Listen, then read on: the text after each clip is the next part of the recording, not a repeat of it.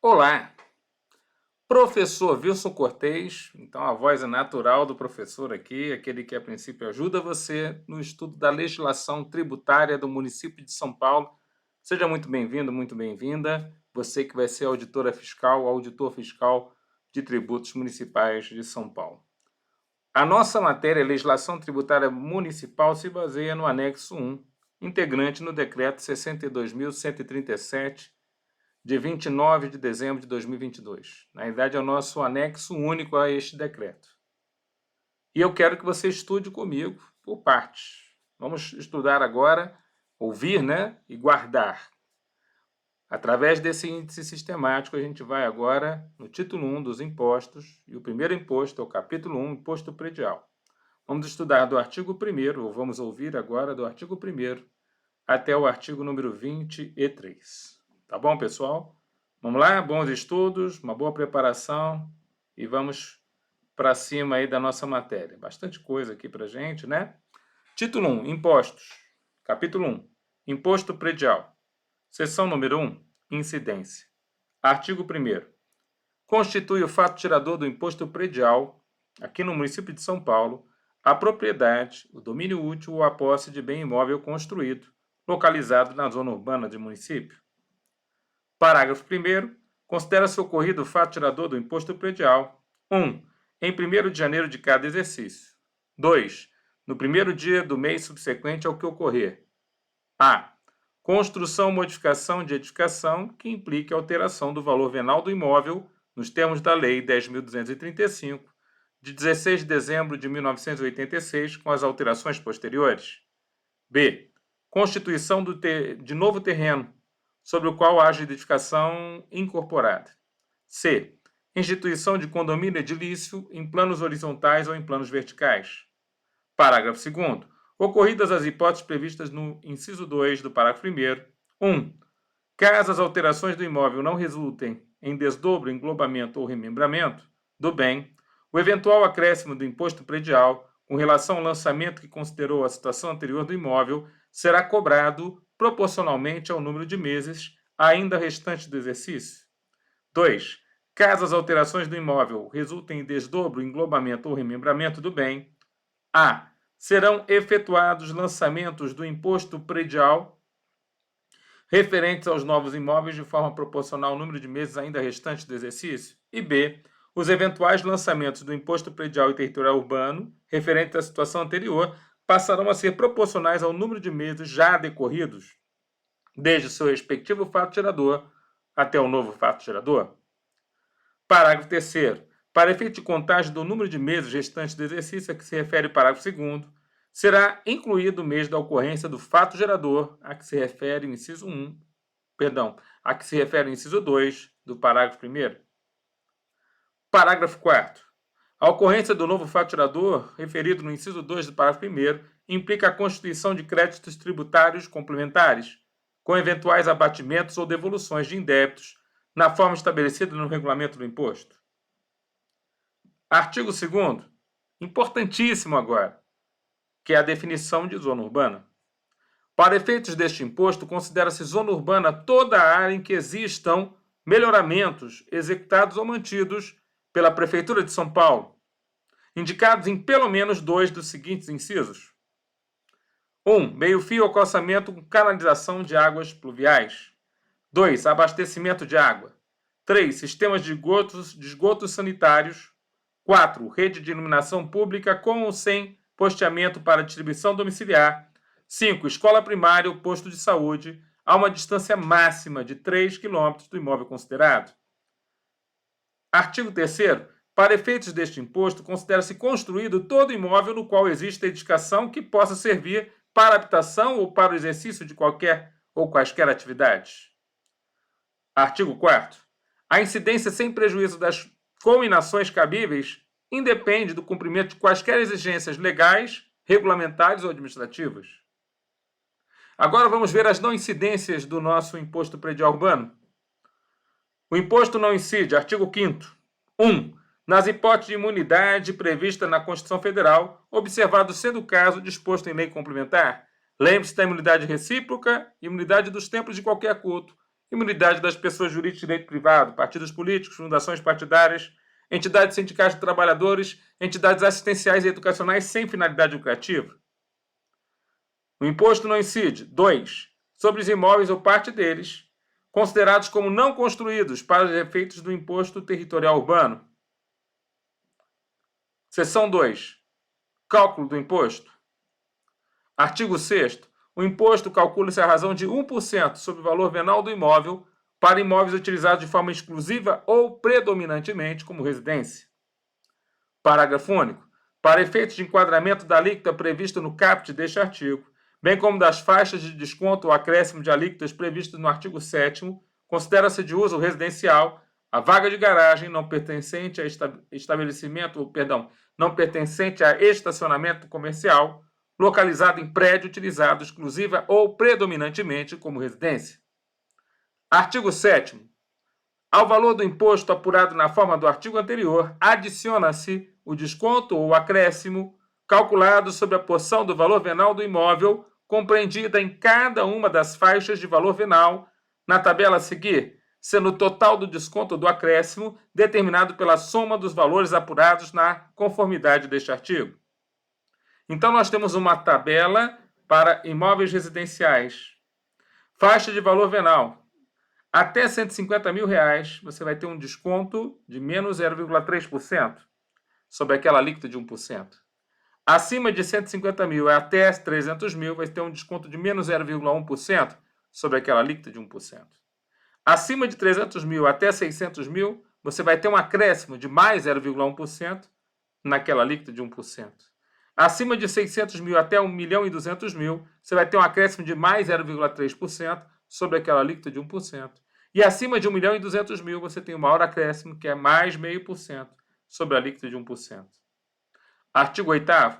O imposto vai se calcular à razão de 1,5% sobre o valor venal do imóvel, agora se o imóvel for construído com utilização diversa daquela prevista no artigo 6º, ou seja, aquele que não seja residencial, aquele que seja qualquer outro uso que não seja residência, pode ser hospital? Pode, professor. Pode ser outro tipo de imóvel, comercial, industrial, prestador de serviço? Também pode, professor. Só não pode ser residência. Artigo 9º. Ao valor do imposto apurado na forma do artigo anterior, adiciona-se o desconto ou acréscimo calculado sobre a porção do valor venal do imóvel compreendido em cada uma das faixas de valor venal da tabela a seguir, sendo o total do desconto ou do acréscimo determinado pela soma dos valores apurados na conformidade desse artigo. Faixas de valor venal até 150 mil, desconto de menos 0,4% sobre aquele de 1,5%. Acima de 150 mil até 300 mil, desconto de menos 0,2% sobre aqueles 1,5%. Acima de 300 mil até 600 mil, nenhum desconto nem acréscimo, zero. Acima de 600 mil até 1.200.000, acréscimo de mais 0,2%, além dos 1,5% já cobrados. Acima de 1.200.000, você tem o maior valor, que é o acréscimo de mais 0,4%, além dos 1,5% que já são cobrados. Seção 3. Do sujeito passivo. Saiba agora quem é o contribuinte do Imposto Predial Urbano aqui no município de São Paulo. Contribuinte do imposto, artigo 10. É o proprietário do imóvel, aquele que detém a propriedade plena. Mas também são contribuintes o titular do seu domínio útil, pode ser o efiteuta, pode ser o superficiário, aquele que tem o domínio sobre o imóvel, mas não é o proprietário pleno. Ou o seu possuidor a qualquer título, aquele que possui imóvel, mas tem ânimo de dono, animus domini, é o que fala a nossa jurisprudência. Artigo 11. O imposto é devido a critério da repartição competente. 1. Por quem exerça a posse direta do imóvel, sem prejuízo da responsabilidade solidária dos possuidores indiretos. 2. Por qualquer dos possuidores indiretos, sem prejuízo da responsabilidade solidária dos demais e do possuidor direto. Parágrafo único. Disposto nesse artigo aplica-se também ao espólio das pessoas nele referidas. Então, se as pessoas vierem a falecer, o espólio, ou seja, dentro daqueles bens que vão ser repassados aos herdeiros, eles vão responder pelas dívidas relacionadas ao imposto predial urbano. Do lançamento do imposto, seção número 4. Artigo 12. O lançamento do imposto predial será efetuado nos termos do seu regulamento. Parágrafo único. O lançamento do imposto não presume a regularidade do imóvel e não se presta a fins não tributários. Seção número 5. Descontos, isenções e remissões. Artigo 13. Fica concedido um desconto de 50% do imposto predial relativo a imóveis que forem restaurados desde que localizados na área delimitada pelo seguinte perímetro: Praça João Mendes, Praça Clóvis Bevilacqua, Avenida Rangel Pestana, Parque Dom Pedro II, Avenida do Estado até a Avenida Santos Dumont, Avenida Santos Dumont, Rua Rodolfo Miranda até a Rua Prates até a Rua José Paulino, Rua José Paulino, Estrada de Ferro Fepasa, Alameda Eduardo Prado até a Avenida São João, Pasto da Via Elevada, Presidente Arthur Costa e Silva, Rua Amaral Gurgel, Rua da Consolação, Viaduto 9 de Julho, Viaduto Jacairi, Dona Maria Paula, Viaduto Dona Paulina e Praça João Mendes. Parágrafo 1º. Os imóveis de caráter histórico ou de excepcional valor artístico, cultural ou paisagístico, preservados por lei municipal e não enquadrados nas disposições do artigo 9º da Lei 9.725, de 9 de julho de 1984, embora localizados fora do perímetro descrito no caput desse artigo, poderão, desde que sejam restaurados, beneficiar-se com o desconto concedido, nos termos desta lei, ouvidos o órgão técnico da administração, a Secretaria Municipal do Planejamento e a Secretaria Municipal de Cultura. Parágrafo 2º. O benefício de que trata esta lei será concedido a partir do exercício seguinte ao do início da restauração e perdurará até aquele em que as obras forem concluídas, no prazo máximo de 2 anos. Parágrafo 3º. O projeto de restauração deverá ser aprovado pelo órgão técnico competente da Prefeitura, que exercerá constante fiscalização quanto ao andamento das obras correspondentes. Artigo 14. A concessão do benefício de que trata o artigo anterior dependerá de requerimento do interessado, devidamente instruído com a planta do projeto de restauração, licença para execução do projeto e termo do início de obra, expedidos pelo órgão competente da administração. Parágrafo 1º. O órgão competente efetuará vistorias periódicas para o fim de verificar se as obras estão sendo executadas em conformidade com o projeto aprovado. Parágrafo 2º. A Secretaria Municipal da Fazenda, por sua unidade competente, aplicará o desconto previsto no artigo anterior após expressa manifestação dos órgãos técnicos responsáveis pelo acompanhamento do projeto de restauração. Parágrafo 3º. O benefício será cassado por simples despacho da autoridade administrativa, caso a restauração não seja procedida em estrita consonância com o projeto aprovado. Artigo 15. A partir do exercício de 2022, ressalvado o disposto no artigo 17, ficam isentos do imposto predial os imóveis construídos: 1. Cujo valor venal, na data do fato gerador do imposto, seja igual ou inferior a R$ 120 mil. 2. Utilizados exclusiva ou predominantemente como residência, de padrão A, B ou C, dos títulos 1 ou 2 da tabela 5, anexa à Lei 10.235 de 86, e cujo valor venal, na data do fato gerador do imposto, seja superior a 120 mil e igual ou inferior a 230 mil. Parágrafo único. Na aplicação deste artigo, observar-se-á a regra estabelecida no artigo 69. Artigo 16. A partir do exercício de 2022, ressalvado o disposto no artigo 17, para fins de lançamento do imposto predial sobre o valor venal do imóvel obtido pela aplicação dos procedimentos previstos na Lei 10.235 de 86, fica concedido o desconto correspondente à diferença entre 1. R$ 360 mil e 2 vezes o valor venal do imóvel para os imóveis construídos não referenciados no inciso 2 do artigo 15, cujo valor venal na data do fato gerador do imposto seja superior a 120 mil, inferior a 180 mil. 2. R$ 690 mil e 2 vezes o valor venal do imóvel para imóveis construídos referenciados no inciso 2 do artigo 15, cujo valor venal na data do fato gerador do imposto seja acima de 230 mil, inferior a 345 mil. Parágrafo único. Na aplicação deste artigo, observar-se-á a regra estabelecida no artigo 69. Artigo 17. As isenções e os descontos previstos nos artigos 15 e 16 somente serão concedidos a um único imóvel por contribuinte. Não se aplicam para unidades autônomas de condomínio tributadas como garagem e para os estacionamentos comerciais. Parágrafo 1º. Para os efeitos do caput desse artigo será considerado: 1. O imóvel do qual resultar maior valor de isenção ou desconto. 2. Somente o possuidor quando constarem do cadastro imobiliário fiscal os nomes do proprietário e do possuidor. Parágrafo 2º. Na aplicação deste artigo, observar-se-á a regra estabelecida no artigo 69.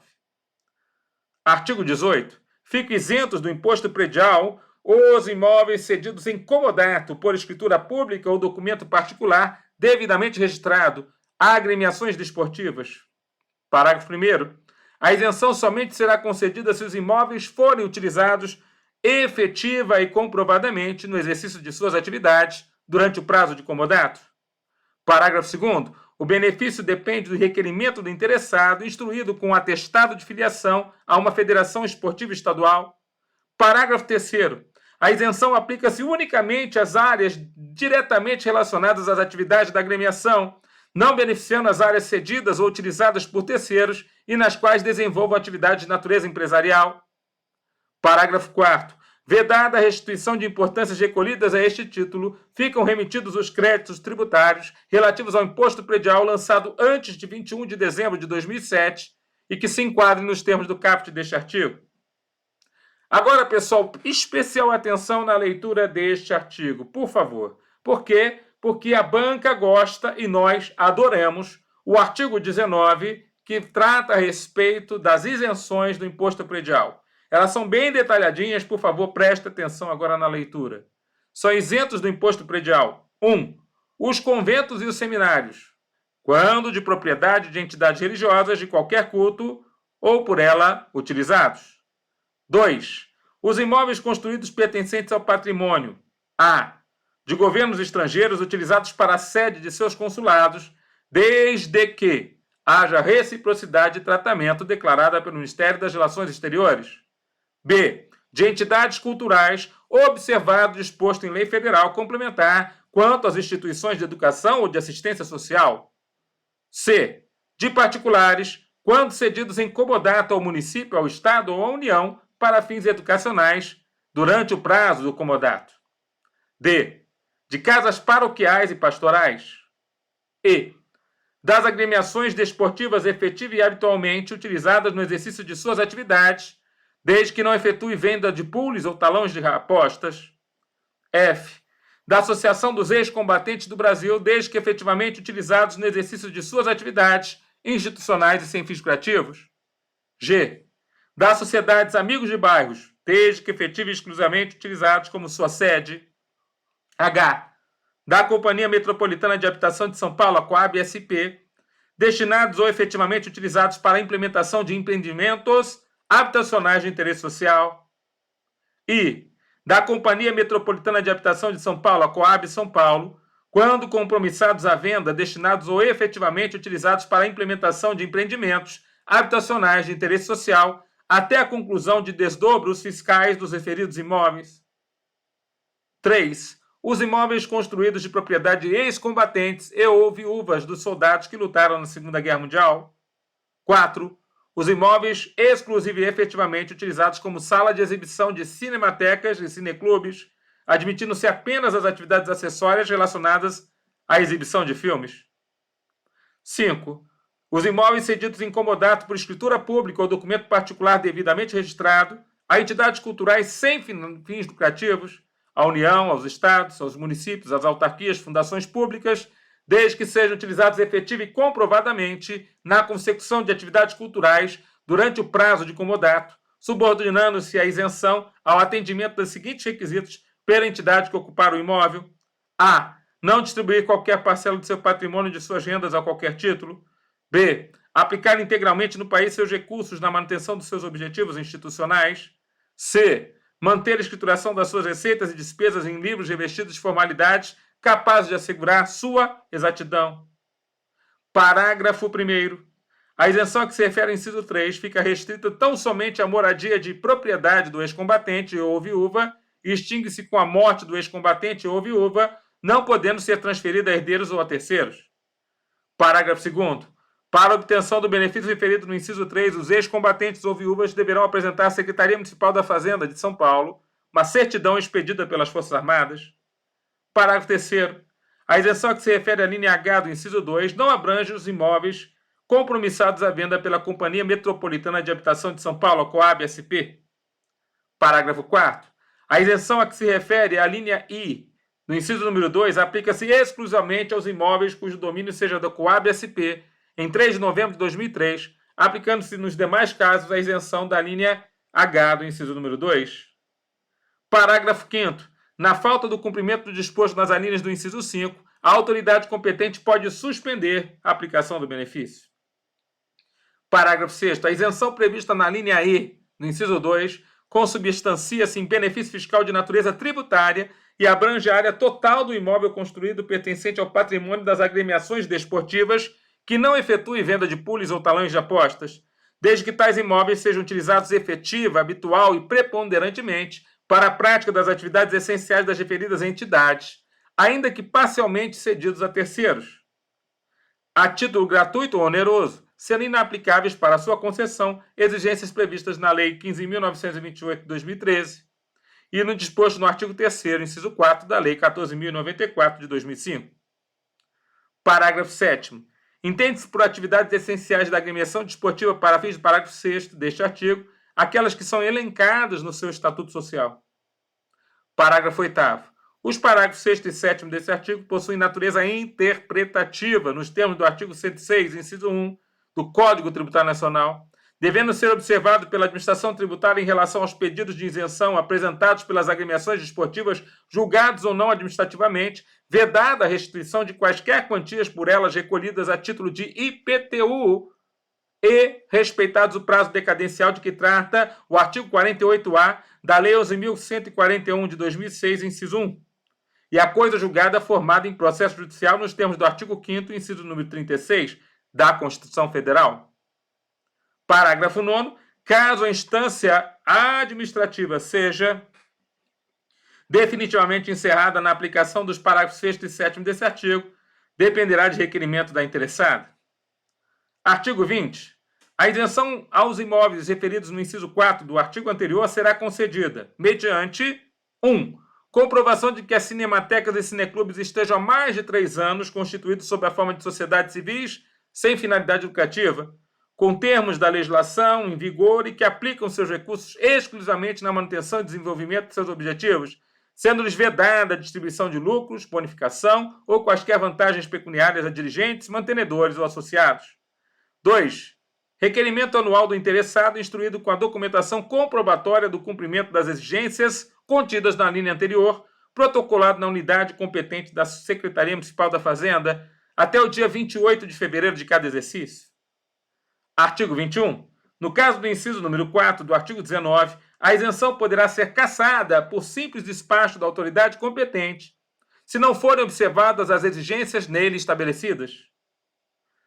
Artigo 22. Os créditos tributários relativos ao imposto predial incidente sobre imóveis utilizados habitualmente na prática de turf não serão passíveis de remissão, exceto por lei específica. Artigo 23. O imposto predial dos imóveis utilizados habitualmente para a prática de turf acompanhará, na falta de lei específica, a legislação pertinente ao IPTU. Com isso, pessoal, encerramos então essa primeira parte do Código Tributário do município de São Paulo, no seu capítulo 1, Imposto Predial Urbano. Professor Wilson Cortez, em parceria com SOS Curso e SOS Áudio Concursos. Fiquem com Deus e até a próxima.